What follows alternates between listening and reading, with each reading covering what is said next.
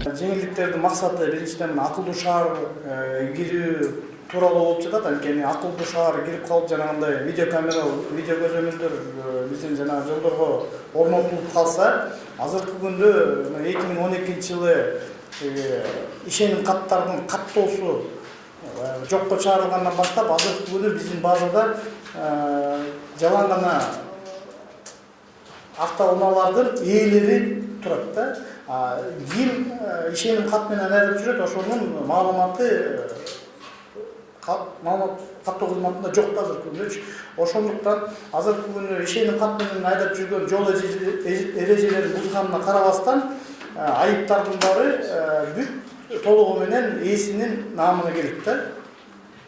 Ошонун негизинде болуп жатат. Андан тышкары азыр ишеним каттарын менен дагы баягы сатып алуучуларда, сатуучуларда көп кыйынчылыктарга туш келип атканына байланыштуу өкмөттөн бизге мамлекеттик каттоо кызматына тапшырма берилген. Ошо тапшырманын негизинде азыр токтомдун долбоору каралып чыгып, Кудай буйрса, ошо токтомдун долбоору ошо апрель айынан күчүнө кирип, апрель айынан баштап ошо жеңилдик боюнча льготный кампанияны баштайбыз.